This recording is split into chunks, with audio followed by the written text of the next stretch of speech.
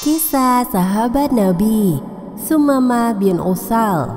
Islamnya pemimpin suku Hanifah yang membenci Rasulullah Sallallahu Alaihi Wasallam. Ini adalah kisah tentang Sumamah bin Utsal, pemimpin suku Hanifah yang awalnya sangat membenci Rasulullah Sallallahu Alaihi Wasallam, lalu pada akhirnya memeluk Islam. Setelah terjadinya kesepakatan perjanjian Hudaibiyah pada tahun 6 Hijriah antara Nabi Muhammad SAW dengan kalangan kaum Quraisy Mekah, mulailah babak baru dalam perjalanan dakwah yang dilakukan oleh Rasulullah SAW. Untuk memperluas dakwahnya, Nabi Muhammad SAW mengirim surat kepada raja-raja dan penguasa Arab di berbagai wilayah. Surat tersebut berisi ajakan untuk beriman kepada Allah dan Rasul-Nya, menjelaskan tentang Islam dan mengajak memeluk Islam. Salah satu penguasa yang mendapat surat dari Rasulullah SAW adalah Sumamah bin Utsal. Sumamah merupakan salah seorang pembesar Bani Hanifah yang terpandang. Ia juga salah seorang raja dari Yamamah yang perintahnya selalu ditaati. Suku Hanifah merupakan suku besar yang mensuplai bahan pangan untuk masyarakat Mekah. Suku Hanifah berasal dari pecahan suku kabilah Bani Bakr bin Wa'il. Suku ini hidup di wilayah Yamamah, wilayah yang saat ini berada di sekitar kota Riyadh. Selain itu, kota utama mereka, Al-Hajar, merupakan pusat perdagangan dan pertemuan dari 3 jalur kafilah dagang. Mata pencaharian utama masyarakat suku Hanifah adalah pertanian dan perkebunan, karena mereka mempunyai banyak mata air. Jumlah penduduknya besar dan perekonomiannya sangat kuat, sehingga menjadi salah satu suku yang berpengaruh di Jazirah Arab pada masa itu. Ketika Sumamah menerima surat dari Rasulullah SAW, ia menolak dan meremehkannya. Ia tidak mau mendengarkan dakwah kebenaran dan kebaikan Islam yang sampai kepadanya. Bahkan Sumamah pernah berniat untuk membunuh Rasulullah SAW. Namun Allah Subhanahu wa Ta'ala melindungi Rasulullah Sallallahu Alaihi Wasallam, sehingga Sumamah mengurungkan niat jahat tersebut. Akan tetapi Sumamah masih bertekad untuk membunuh para sahabat Rasulullah. Akhirnya ia berhasil menangkap beberapa orang sahabat dan membunuhnya. Suatu saat Sumamah berniat untuk melakukan umrah. Pada zaman jahiliyah sudah ada umrah, meskipun dengan cara-cara jahiliyah. Ia berangkat dari Yamamah menuju ke Mekah. Jalur perjalanan dari Yamamah ke Mekah harus melewati kota yang berada dekat dengan Madinah. Bersamaan dengan itu, Nabi Muhammad SAW mengirimkan pasukan untuk mengawasi perbatasan Madinah karena khawatir ada pihak musuh yang hendak menyusup ke Madinah. Saat Sumamah berada di tengah perjalanan dekat dengan Madinah, ia ditemukan oleh pasukan Rasulullah. Pasukan mencurigai Sumamah karena ia adalah orang asing di daerah tersebut. Kemudian pasukan muslim menangkap Sumamah. Meskipun tidak mengenal Sumamah, mereka langsung menawan Sumamah lalu membawanya ke Madinah. Kemudian mereka mengikat Sumamah bersama dengan tawanan lainnya di masjid. Mereka mengikat para tawanan sambil menunggu kedatangan Rasulullah SAW untuk memberi keputusan. Ketika Rasulullah SAW pergi ke masjid dan hendak masuk ke dalam, ia melihat Sumamah terikat di sebuah tiang. Lalu beliau bertanya pada pasukannya, "Apakah kalian tahu siapakah orang yang kalian tawan itu?" "Kami tidak mengenalnya, ya Rasulullah." "Itu adalah Sumamah bin Utsal al-Hanafi, seorang kepala suku Hanifah. Bersikap baiklah terhadapnya." Para sahabat memperlakukan para tawanan dengan baik, termasuk Sumamah. Rasulullah meminta keluarganya untuk mengumpulkan makanan lezat yang dimiliki dan menghidangkannya kepada Sumamah. Beliau juga memerintahkan agar untanya diperah di pagi dan sore hari, lalu susunya diberikan kepada Sumamah.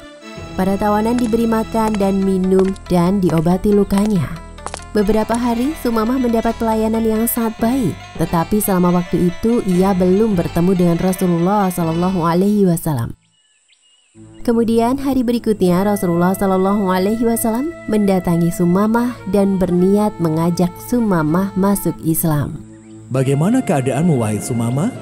"Keadaanku baik, wahai Muhammad.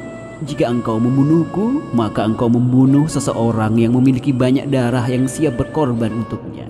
Jika engkau memberi maaf, maka engkau memberi maaf kepada orang yang berterima kasih.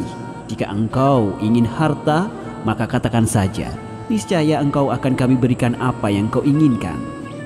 Lalu Rasulullah Shallallahu Alaihi Wasallam membiarkan Sumamah seperti itu. Keesokan harinya beliau bertanya lagi, "Bagaimana keadaanmu wahai Sumamah?" Saya masih tetap dalam keadaan yang telah saya katakan sebelumnya. Jika engkau membunuhku, maka engkau membunuh seseorang yang memiliki banyak darah, yang siap berkorban untuknya. Jika engkau memberi maaf, maka engkau memberi maaf kepada orang yang berterima kasih. Jika engkau ingin harta, maka katakan saja, niscaya engkau akan kami berikan apa yang kau inginkan. Dalam keadaan terikat, Sumamah melihat sendiri bagaimana indahnya kehidupan kaum muslimin yang begitu erat tali persaudaraannya dan begitu mulia ibadah yang mereka lakukan. Sumamah juga mendengar ayat-ayat Al-Quran dilantunkan, menyaksikan Rasulullah dan orang-orang muslim sholat berjamaah, menyaksikan bagaimana Nabi Muhammad SAW ceramah dan berkumpul dengan para sahabat ketika di masjid. Sumamah juga melihat sendiri bagaimana Islam memperlakukan tawanan dengan baik. Para sahabat memegang roti di tangan kanan dan kurma kering di tangan kiri. Lalu mereka masukkan roti manis ke dalam mulut para tawanan, kemudian memindahkan kurma kering dari tangan kiri ke tangan kanan, lalu disuapkan. Sungguh mereka memperlakukan para tawanan dengan baik. Sumamah pun merasakannya sendiri. Pelan-pelan ia tersentuh melihat semua kejadian itu. Di hari berikutnya Rasulullah SAW mendatanginya lagi dan beliau bertanya, "Bagaimana keadaanmu wahai Sumamah?" Seperti yang saya katakan kepadamu, jika engkau membunuhku, maka engkau membunuh seseorang yang memiliki banyak darah yang siap berkorban untuknya.